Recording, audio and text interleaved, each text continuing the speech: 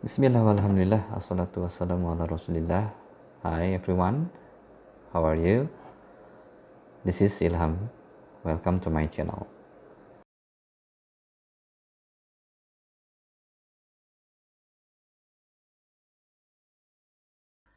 In this video, we will learn about basic English grammar. And we use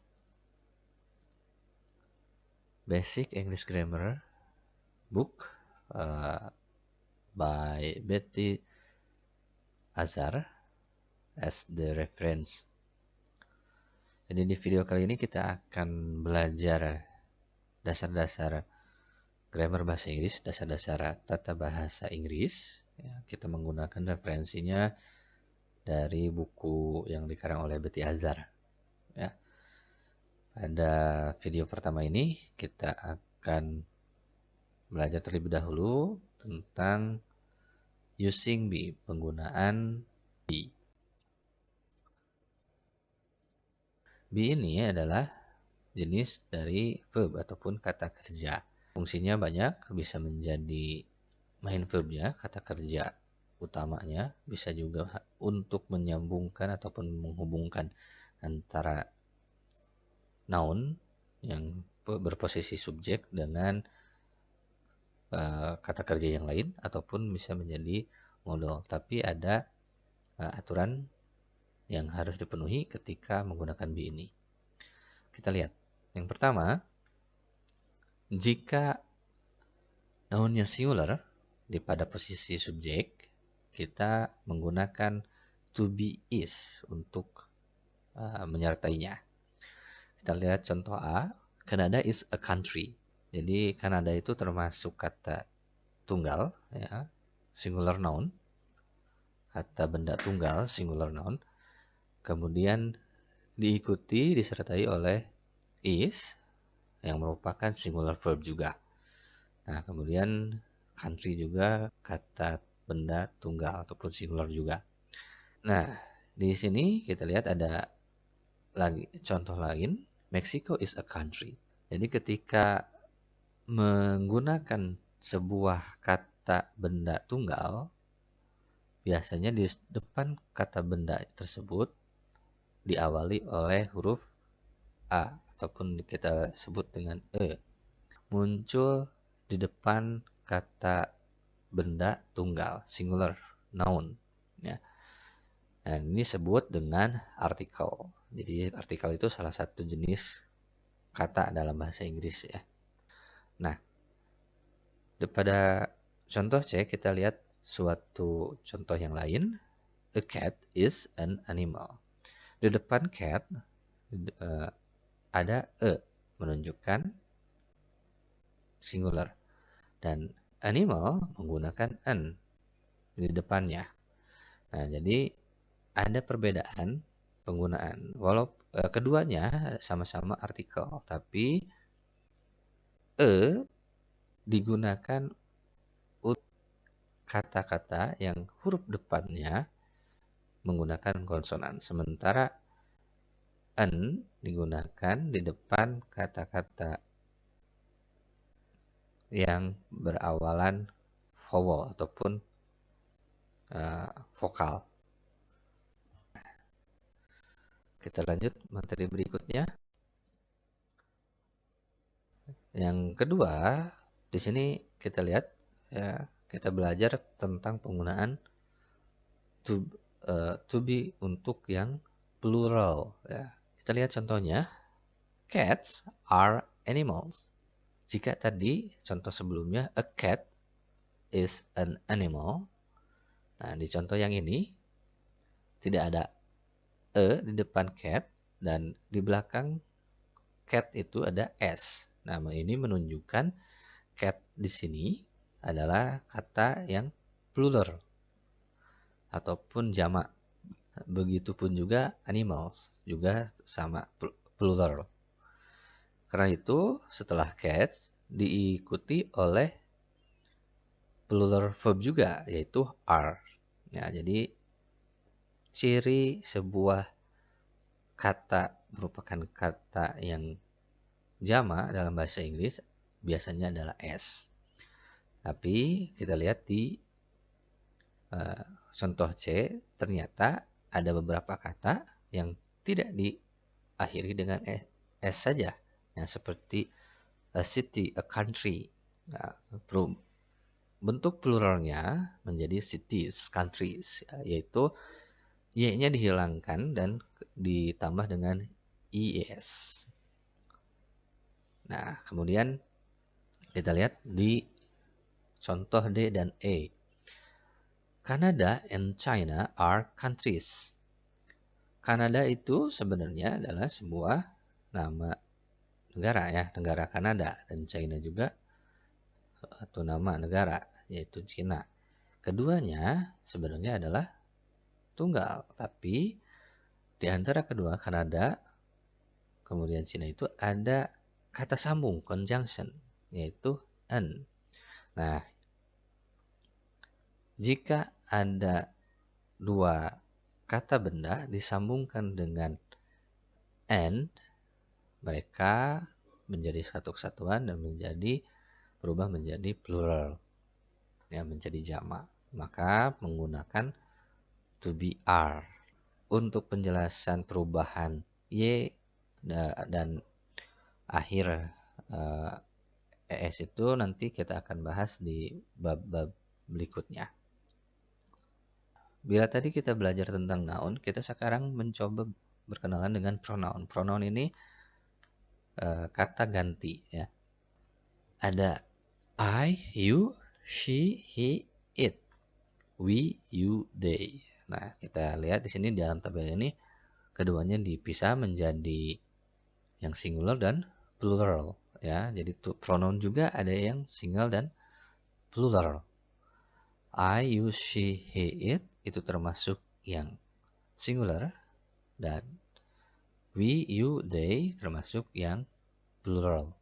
Nah, you di sini jadi ada dua ya, karena you ini bisa diartikan kamu seseorang atau kamu seorang ataupun kalian ya.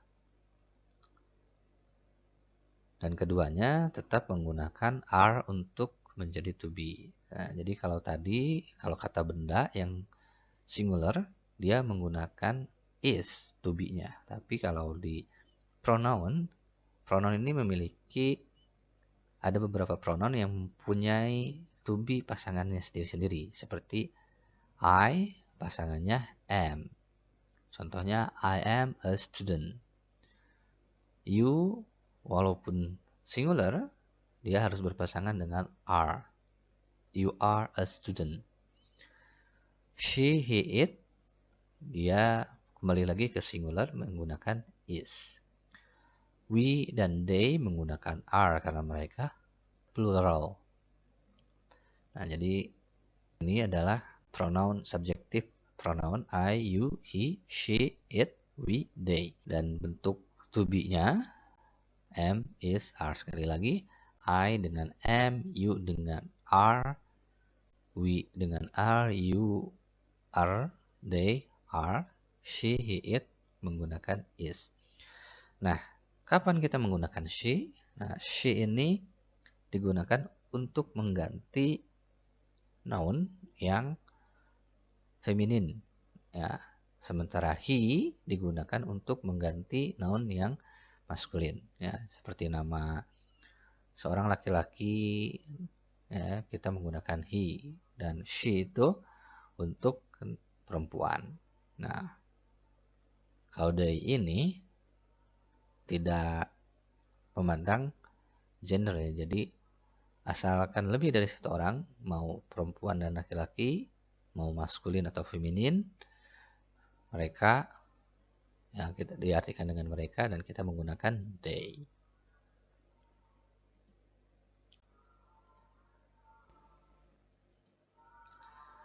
Berikutnya, dalam menggunakan pronoun dan to be, kita bisa menggunakan contraction. Ya, contraction itu jadi disingkat ya, kalau kita sering mengartikannya disingkat ya.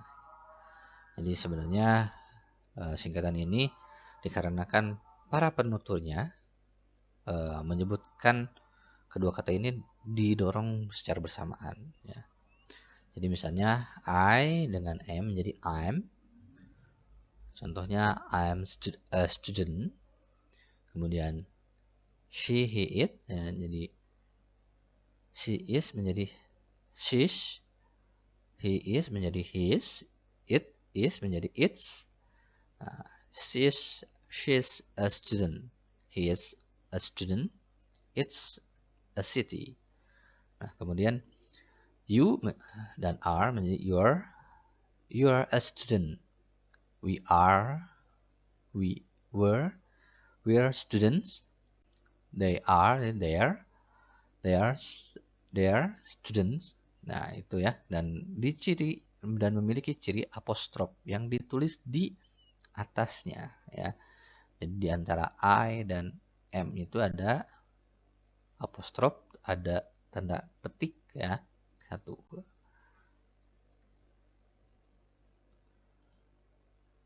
Berikutnya kita lihat bentuk negatif ataupun bentuk kalimat negatif.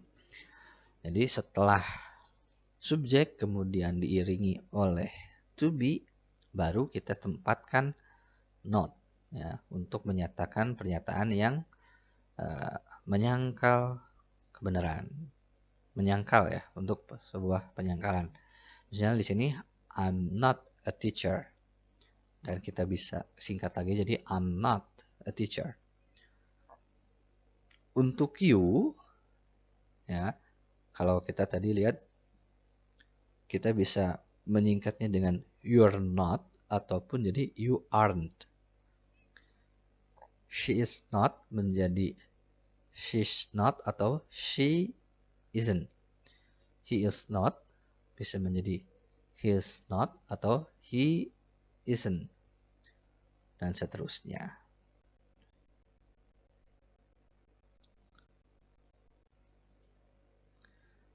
Nah, setelah tadi kita melihat polanya noun, kemudian be, dan diikuti oleh noun lagi. Nah, kita sekarang belajar bahwa yang menyertai be, ya, yang setelah be itu tidak hanya boleh noun saja, tapi bisa juga adjektif, kata sifat. Misalnya kita lihat contoh A, a ball is round. Sebuah bola itu bundar. Balls are round. Bola-bola bentuk bundar. Mary is intelligent. Mary orang yang pintar. Mary pintar. Mary and Tom are intelligent. Mary dan Tom orang pintar. Nah, kalau pronoun seperti apa? Ya sama saja gitu ya. I am hungry. Saya lapar. She is young. Dia muda. They are happy. Ya, mereka bahagia. Nah, fungsi dari adjektif ini yaitu memberikan gambaran atau memberikan informasi tentang benda yang lebih dulu. Ya, jadi kita untuk menggambarkan ataupun memberikan informasi keadaan si subjek. Ya, nanti akan dibahas lagi di bab berikutnya juga.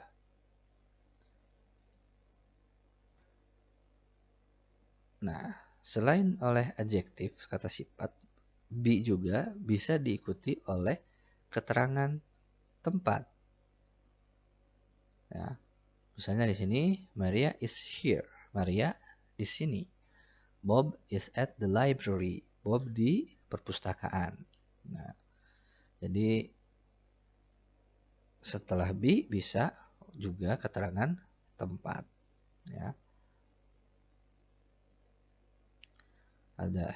Biasanya ada here, there, downstairs, upstairs, inside, outside, downtown. Untuk menerangkan tempat itu ada yang satu kata saja seperti here, there, downstairs, upstairs, inside, outside, dan lainnya. Ataupun bisa diikuti di keterangannya itu adalah berbentuk prepositional phrase ya. Seperti Bob is at the library. on the bus, in his room, at work, next to Maria. Bob is at library. Bob di perpustakaan. Bob is on the bus. Bob di bus. Bob is in his room. Bob di kamarnya. Bob is at work. Bob di tempat kerja. Bob is next to Maria.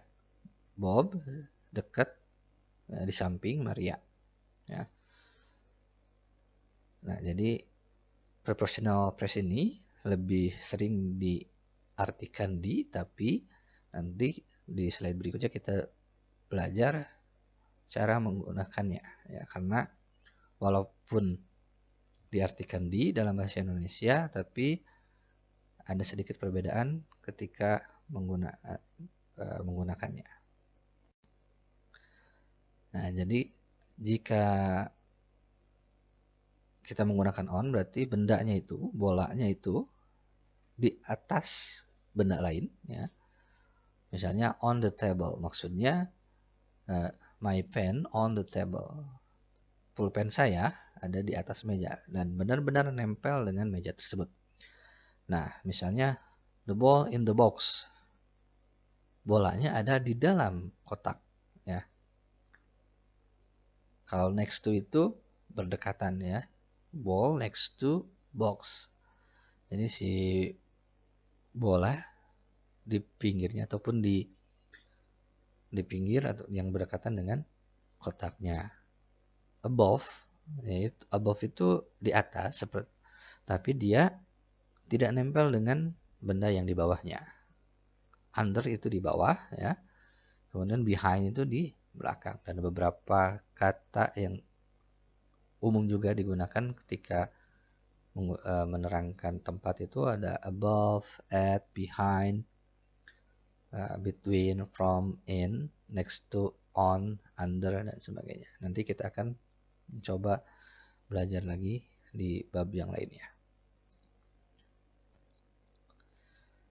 Rangkumannya, jadi pola kalimat yang sederhana itu ada subjek kemudian verb, ya, dan kemudian boleh diikuti oleh keterangan.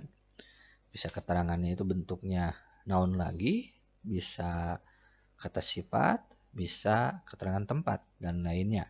Posisi subjek biasanya diisi oleh noun ataupun pronoun. Kemudian verbnya, di kasus ini kita belajar dulu verb dasar yaitu be, ya.